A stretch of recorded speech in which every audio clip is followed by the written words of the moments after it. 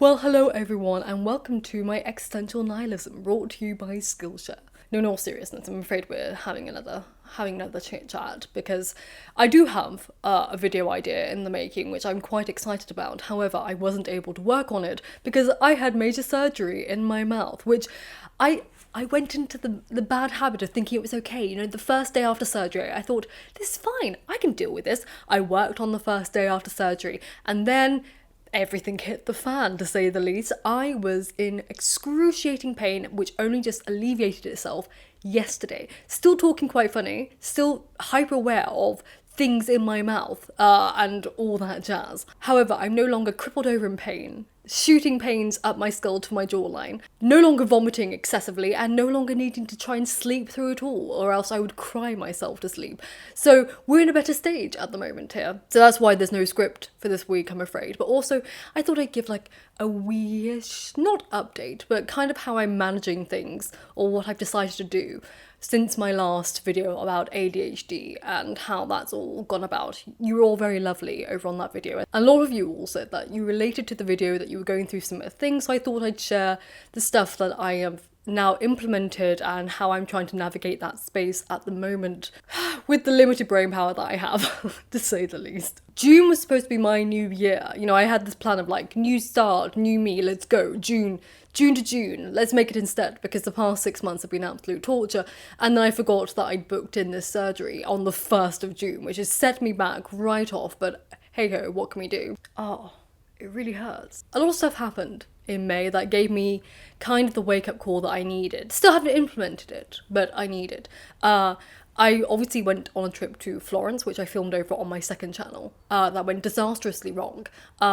But there are things that I've learned from that experience, which I will reflect on this video. Secondly, as well, I think I just had a massive wake-up call when it comes to social media and realising that I'm not living my authentic self in any shape or form.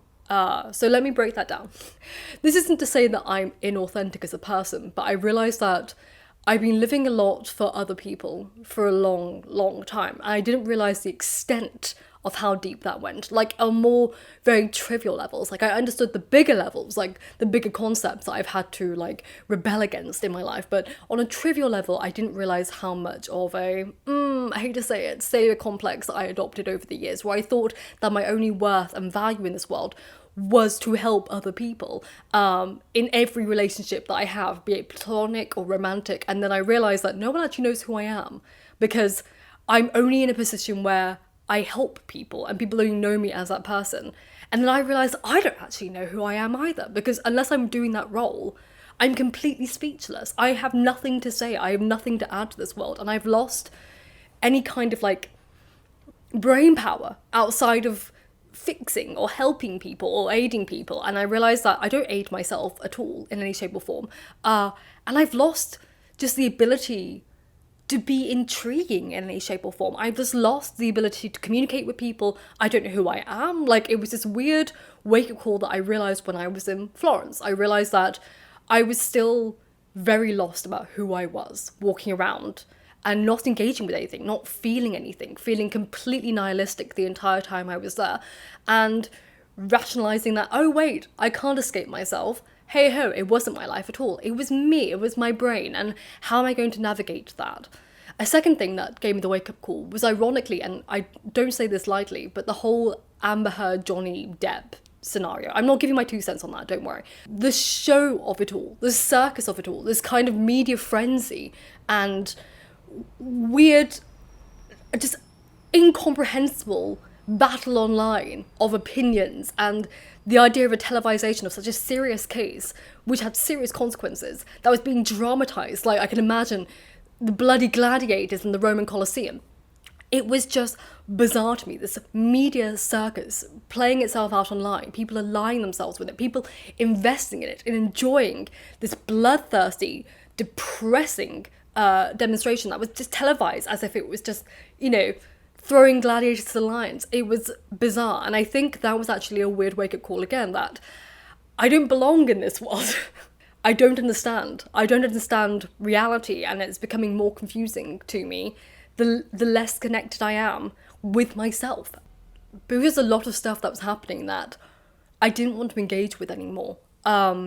and it shifted me into a few positions in life to try and navigate this frenzy that's in my head and trying to understand what I want, where I want to stand, and what I want to stand for. And with things like that Johnny Depp case really got under my skin. And I mean, merchandising and profiting from something that's so traumatic for people to live through, that was televised for fun, for entertainment.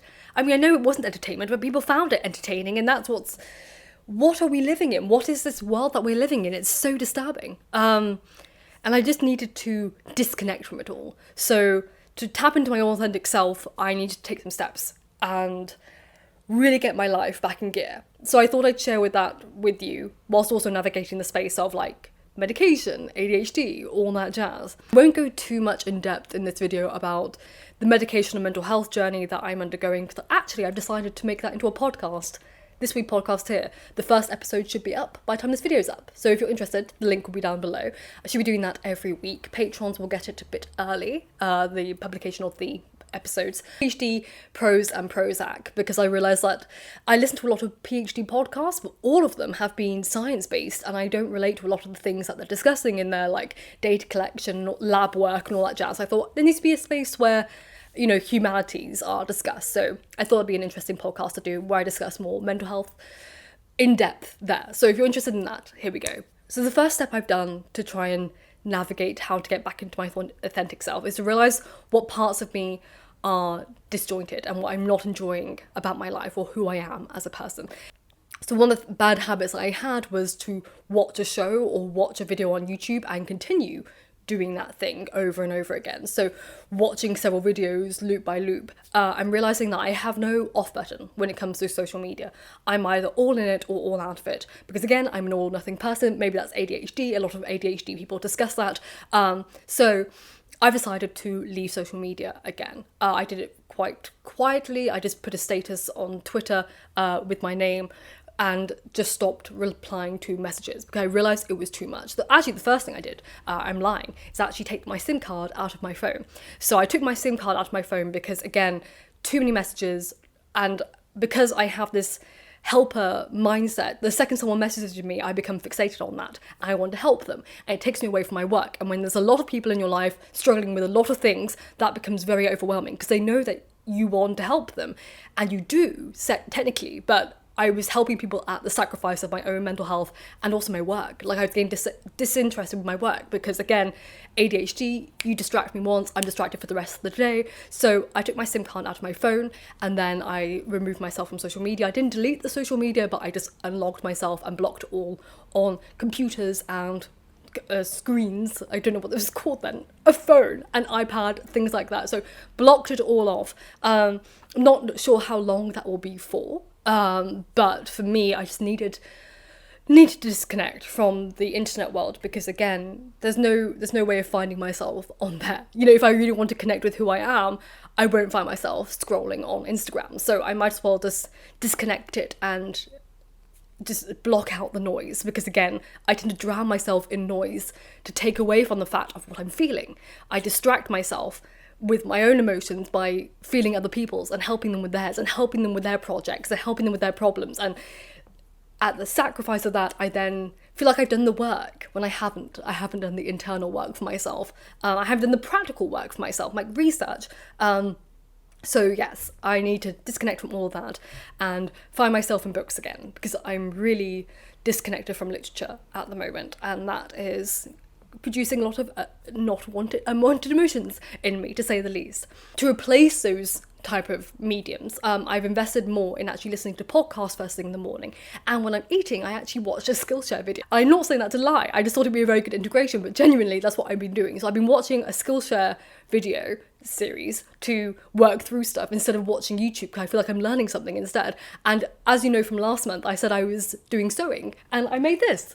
This is my first ever sewn piece. I never used a sewing machine before. But yes, every morning and when I'm eating my lunch and stuff like that, I watch a Skillshare video series. And actually that's a good transgression, isn't it, to today's sponsor, which is Skillshare. So if you're like me and you have a lot of ambition, but you don't really know how to prioritize your work, or you need a distraction from the endless social media content that feels to be rotting your brain, Skillshare can actually help you get your life back on track, reprioritize your life, and take your creativity, personality, and profession to the next level. So Skillshare is an online learning community with thousands of inspiring classes for anyone who loves learning and wants to explore their creativity and learn new skills. If you have a specific skill that you're trying to learn, Skillshare is the perfect place to start. So as we're talking a lot about authentic self, I thought it's appropriate to share the one that I'm watching at the moment, which is the class by Jadera, which is the sunflower. You may have heard of her online. So in the class that's both funny and moving, Jadera brings her wisdom and warmth to help you build your belief in your own strengths and worthiness. From turning up the volume on your authentic voice, to unlearning the bad stuff culture teaches us, to working on the hard things that nurture your joy, Jadera's recommendations and exercises will help you learn to open up your relationship that matters the most, the one that you have with yourself. Whether you're making a career pivot or leveling up your skills, Skillshare is a great ad-free resource for freelancers, creatives, and entrepreneurs to help you learn new skills to support your growing side hustle. What's more, new premium classes are added every week, so there's always a new dose of inspiration. So the first 1,000 people to click my link in the description box below and use the code Lady of the Library will get 1 month free trial of Skillshare. So thank you, Skillshare, for sponsoring today's video. I'm now back to my nihilistic existential crisis. I'm not sure if you can see that my jaw is shaking, it's trembling, it's in a lot of pain right now. We'll go through this, we'll carry on with the existential crisis, but my goodness. I think also by quitting the social media sphere and removing myself from technology itself, is going back to pen and paper and embracing the fact that I use multiple journals and bullet journals and things like that. I did a video over a year ago now of how I organise my life, and there were a few people in there that was like, that's a bit excessive, why do you use multiple journals, just use one. And to be less embarrassed, I was like, oh, maybe they're right, I'm using too many things. This is before I knew I had ADHD, and I minimized it all to one journal, and now I'm back to using multiple journals because I realized that's not how I work, it's not how my brain works. I need to dissect everything into multiple places. I'm also highly aware that whilst there are online systems that are very useful, like places like Notion and things like that, which I do use, but very minimally, I find a lot of online digital stuff, or just rather a lot of digital stuff in general, not conducive to how my brain works. I don't like lots of folders, I don't like clicking lots of tabs, so I'm someone who doesn't work well with that. I work much better with pen and paper. So I've dissected my life into several different journals. I have 4 at the moment, I'm going through at the moment.